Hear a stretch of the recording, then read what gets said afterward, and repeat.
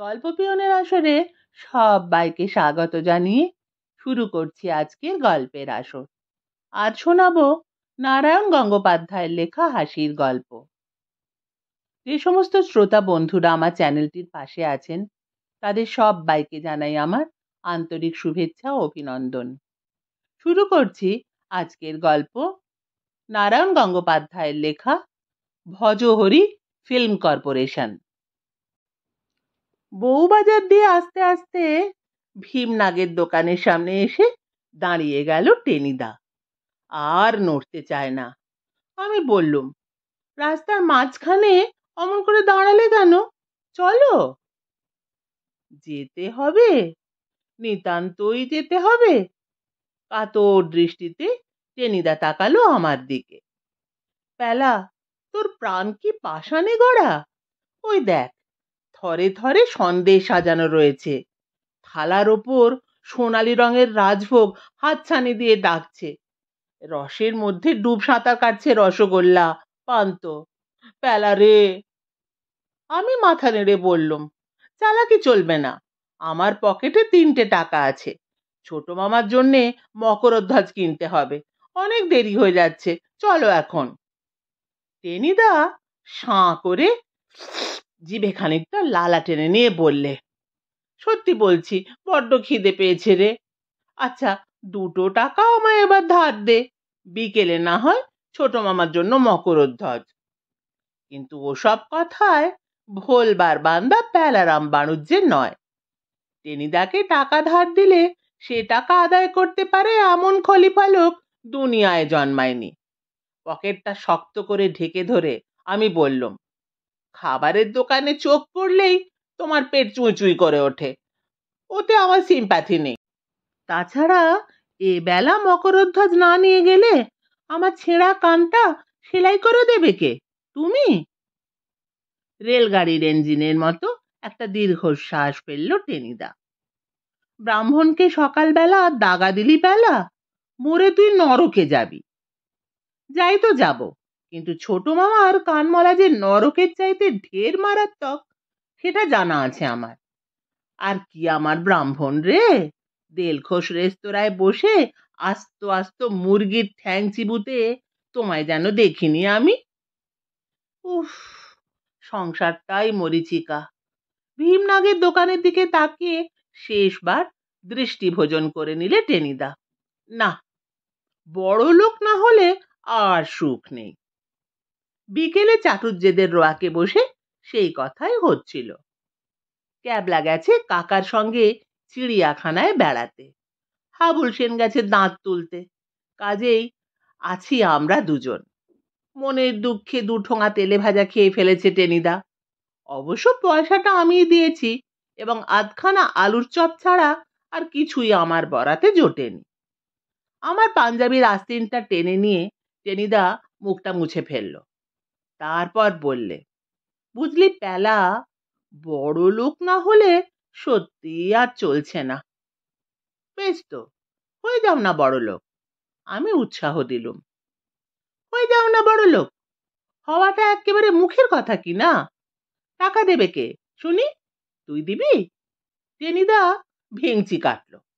আমি মাথা নেড়ে জানালুম, না, আমি দেব না। তবে লটারির টিকিট কেন, আমি উপদেশ দিলুম। ধ্যাত তোর লটারির টিকিট কিনে কিনে হয়রান হয়ে গেলুম, একটা ফুটো পয়সাও যদি জুটতো কোনোবার। লাভের মধ্যে টিকিটের জন্যে বাজারের পয়সা চুরি করতে গিয়ে ধরা পড়লুম। বড়দা 2টো ऐसा থাপ্পড় কষিয়ে দিলে, ওতে হবে না বুঝলি, বিজনেস করতে হবে।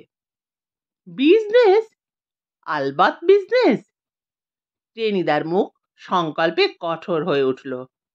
ওই যে কি বলে, হিতোপদেশে লেখা আছে না, বাণিজ্যে বসতে গিয়ে মানে লক্ষ্মী। ব্যবসা ছাড়া পথ নেই, বুঝেছিস? তা তো বুঝেছি, কিন্তু তাতেও তো টাকা চাই। এমন বিজনেস করব যে নিজের একটা পয়সাও খরচ হবে না, সব পরস্যৈপদী, মানে পরের মাথায় কাঁঠাল ভেঙে। সে আবার কি বিজনেস? আমি বিস্মিত হয়ে জানতে চাইলুম। হুম, আন্দাজ কর দেখি। চোখ কুঁচকে মিটি মিটি হাসতে লাগলো টেনিদা। বলতে পারলি না তো? ওসব কি তোর মতো নিরেট মগজের কাজ? এমনি একটা মাথা চাই, বুঝলি? সগৌরবে টেনিদা নিজের ব্রহ্মতালুতে দুটো টোকা দিলে। কেন ছলনা করছো? বলেই ফেলো না। আমি কাতর হয়ে জানতে চাইলুম। টেনিদা একবার চারদিকে তাকিয়ে ভালো করে দেখে নিলে। তারপর আমার কানের কাছে মুখ এনে ফিসফিস করে বললে, ফিল্ম কোম্পানি। হ্যাঁ? আমি লাফিয়ে উঠলুম। গাধার মতো চেঁচাসনি। টেনিদা ষাঁড়ের মতো চেঁচিয়ে উঠল। সব প্ল্যান ঠিক করে ফেলেছি। তুই গল্প লিখবি, আমি ডাইরেক্ট মানে পরিচালনা করব। দেখবি চারিদিকে হৈ হৈ পড়ে যাবে। ফিল্মের কি জানো তুমি? আমি জানতে চাইলুম। কেই বা জানে? টেনিদা তাচ্ছিল্য ভরা একটা মুখভঙ্গি করলে। সবাই সমান, সকলের মগজে এই গোবর। 3টে মারামারি, 8টা গান আর গোটা কত ঘর বাড়ি দেখালেই ফিল্ম হয়ে যায়। টালিগঞ্জে গিয়ে আমি শুটিং দেখে এসেছি তো। কিন্তু তবুও, ধ্যাত, এই একটা গাড়ল। টেনিদা বিরক্ত হয়ে বললে, সত্যি সত্যি কি আর ছবি তুলবো আমরা? ওসব ঝামেলার মধ্যে কে যাবে? তাহলে শেয়ার বিক্রি করব। বেশ কিছু শেয়ার বিক্রি করতে পারলে, বুঝলি তো। টেনিদা চোখ টিপল। দারিক, ভীমনাগ, দেলখোস, কেসি দাস। এইবার আমার নোলায় জল এসে গেল। চুপ করে বললুম, থাক থাক, আর বলতে হবে না। পরদিন গোটা পাড়াটাই পোস্টারে পোস্টারে ছেয়ে গেল। দি ভজহরি ফিল্ম কর্পোরেশন, আসিতেছে আসিতেছে, রোমাঞ্চকর বাণীচিত্র, বিভীষিকা। পরিচালনা ভজহরি মুখোপাধ্যায়, ব্র্যাকেটে টেনিদা। কাহিনী প্যালারাম বন্দ্যোপাধ্যায়।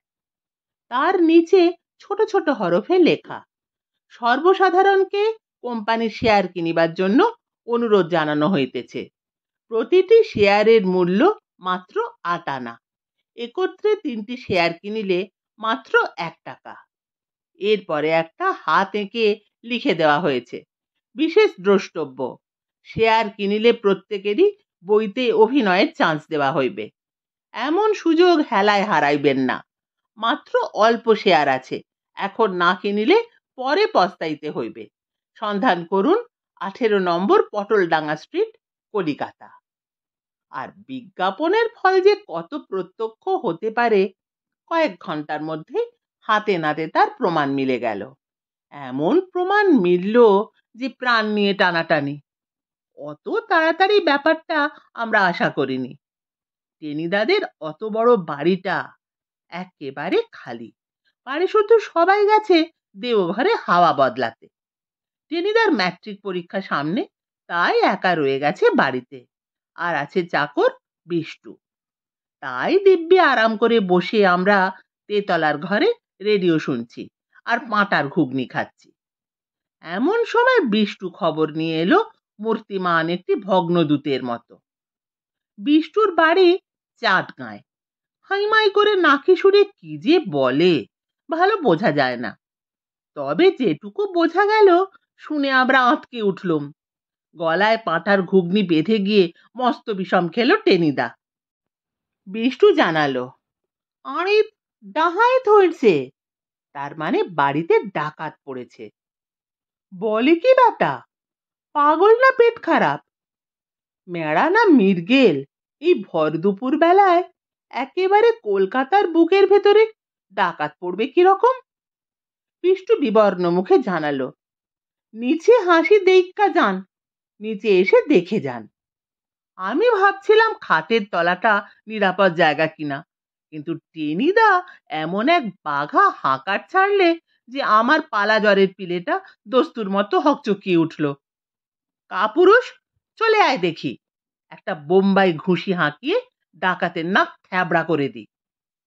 আমি নিতান্ত গোবেচারা প্যালারাম বাণুজ্যে শিং মাছের ঝোল খেয়ে প্রাণটাকে কোনো মতে ধরে রেখেছি। ওসব ডাকাত ফাকাতের ঝামেলা আমার ভালো লাগে না। বেশ তো ছিলাম, এসব ভজঘট ব্যাপার কেন রে বাবা? আমি বলতে চেষ্টা করলাম, এই এই মানে আমার কেমন পেট কামড়াচ্ছে। পেট কামড়াচ্ছে? টেনিদা গর্জন করে উঠল। পাঁঠার ঘুগনি সাবার করার সময় তো সে কথা মনে ছিল না দেখছি। চলে আয় প্যালা, নইলে তোকেই আগে। কথাটা টেনিদা শেষ করলো না, কিন্তু তার বক্তব্য বুঝতে বেশি দেরি হলো না আমার। জয় মা দুর্গা! কাঁপতে কাঁপতে আমি টেনিদাকে অনুসরণ করলুম। কিন্তু না, ডাকাত পড়েনি। পটলডাঙ্গার মুখ থেকে কলেজ স্ট্রিটের মোড় পর্যন্ত কিউ। কে নেই সেই কিউতে? স্কুলের ছেলে, মোড়ের বিড়িওয়ালা, পাড়ার ঠিকে ঝি, উড়ে ঠাকুর, এমনকি জমদূতের মতো দেখতে একজোড়া ভীম দর্শন কাবুলিওয়ালা। আমরা সামনে এসে দাঁড়াতেই গগনভেদী কোলাহল উঠল। আমি শেয়ার কিনবো, এই নিন মশাই 8 আনা পয়সা। ঝি বললে, ওগো বাছারা, আমি একটা টাকা এনেছি, আমাকে 3 খানা শেয়ার দাও, আর একটি হিরোইনের চান্স দিও। পাশের বোর্ডিংটার উড়ে ঠাকুর বললে, আমিও 8 পয়সা আনুচি। সকলের গলা ছাপিয়ে কাবুলিওয়ালা রুদ্রকণ্ঠে হুঙ্কার ছাড়ল, এ বাবু, 1 रुपया लाया, हमको भी चांस चाहिए। তারপরেই সমস্যারে চিৎকার উঠল, চান্স চান্স। চিৎকারের চোটে আমার মাথা ঘুরে গেল। 2 হাতে কান চেপে আমি বসে পড়লুম। আশ্চর্য, টেনিদা দাঁড়িয়ে রইল এক্কেবারে শান্ত স্তব্ধ বুদ্ধদেবের মতো। শুধু তাই নয়, এ কান থেকে ও কান পর্যন্ত একটা দাঁতের ঝলক বয়ে গেল তার, মানে হাসলো। তারপর বললে, হবে হবে, সকলেরই হবে। বরা ভয়ের মতো একখানা হাত সামনের দিকে বাড়িয়ে দিয়ে বললে, প্রত্যেককেই চান্স দেওয়া হবে। এখন চাঁদেরা আগে সুরসুর করে পয়সা বের করো দেখি। খবরদার, অচল আধুলি চালিও না, তাহলে কিন্তু। জয় হিন্দ, জয় হিন্দ। ভিড়টা কেটে গেলে টেনিদা 2 হাত তুলে নাচতে শুরু করে দিলে। তারপর ধপ করে একটা চেয়ারে বসতে গিয়ে চেয়ার শুদ্ধই চিৎপাত হয়ে পড়ে গেল। আমি বললাম, আহা হা হা। কিন্তু টেনিদা উঠে পড়েছে ততক্ষণে। আমার কাঁধের উপর এমন একটা অতিকায় থাবড়া বসিয়ে দিলে যে আমি আর্তনাদ করে উঠলাম, ওরে প্যালা, আজ দুঃখের দিন নয় রে, বড় আনন্দের দিন। মার দিয়া কেল্লা। ভীমনাগ, দারিক ঘোষ, চাচার হোটেল, দেলখোশ। আহ!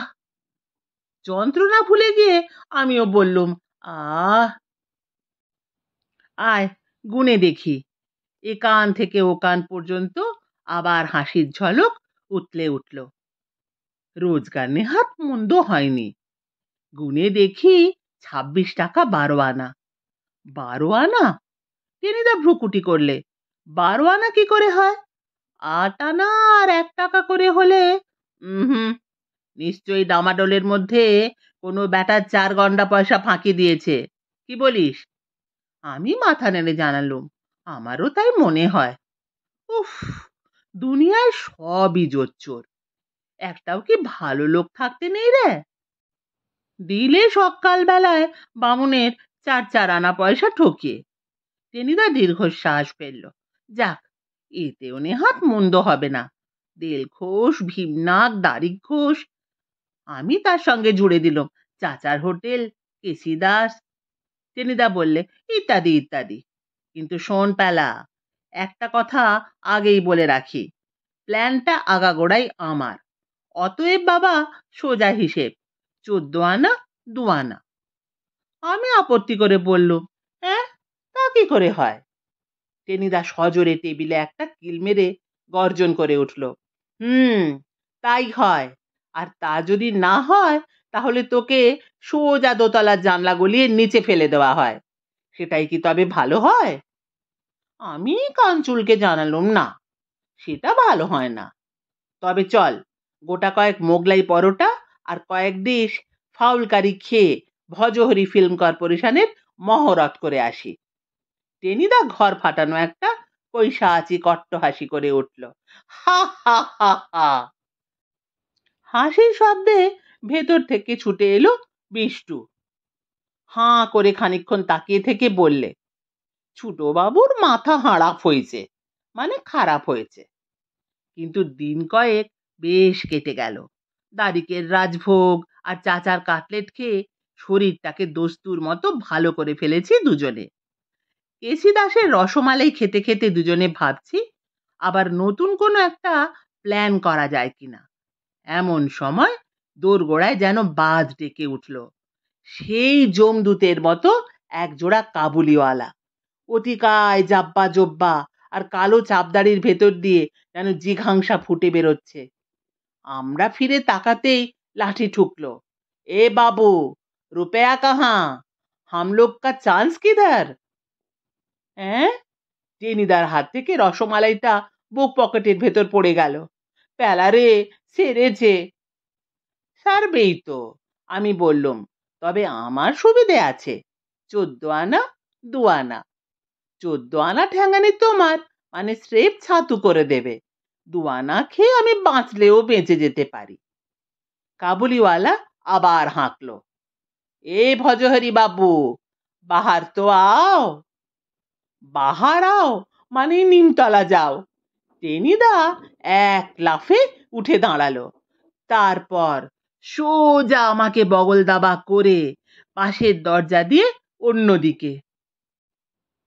ওগো ভালো মানুষের বাছারা, আমার টাকা কই, চান্স কই? ঝি, হাতে আঁশবটি নিয়ে দাঁড়িয়ে। আমারও চান্স মিলিব কি না? উড়ে ঠাকুর ভাত রাঁধবার খুন্তিটাকে হিংস্রভাবে আন্দোলিত করলো। জোচ্চুরি পেয়েছেন স্যার? আমরা শ্যামবাজারের ছেলে। আস্তিন গুটিয়ে একদল ছেলে তাড়া করে এলো। এক মুহূর্ত আমাদের চোখের সামনে পৃথিবীটা যেন ঘুরতে লাগলো। তারপরেই করেঙ্গে ইয়া মরেঙ্গে। আমাকে কাঁধে তুলে টেনিদা একটা লাফ মারলো। তারপর আমার আর ভালো করে জ্ঞান রইল না। শুধু টের পেলুম চারদিকে একটা পৈশাচিক কোলাহল। চোট্টা চোট্টা ভাগ যাতা। আর বুঝতে পারলুম যেন পাঞ্জাব মেলে চড়ে উড়ে চলেছি। ধপাত করে মাটিতে পড়তেই আমি হাউমাউ করে উঠলুম। চোখ মেলে তাকিয়ে দেখি হাওড়া স্টেশন। রেলের একটা ইঞ্জিনের মতোই হাঁপাচ্ছে টেনিদা। বললে, বাবা, 500 মিটার দৌড়ে চ্যাম্পিয়ন, আমাকে ধরবে ওই ব্যাটারা? যা পেলা, পকেটে এখনো 12 টাকা 4 আনা রয়েছে। ঝট করে 2খানা দেওঘরের টিকিট কিনে আন। দিল্লি এক্সপ্রেস এক্ষুনি ছেড়ে দেবে। শুনছিলেন নারায়ণ গঙ্গোপাধ্যায়ের লেখা হাসির গল্প ভজহরি ফিল্ম কর্পোরেশন। কেমন লাগলো আমাকে কমেন্ট করে জানাবেন। ভালো লাগলে চ্যানেলটিকে সাবস্ক্রাইব করতে ভুলবেন না। ফিরে আসছি আবার কোনো নতুন গল্প নিয়ে। গল্প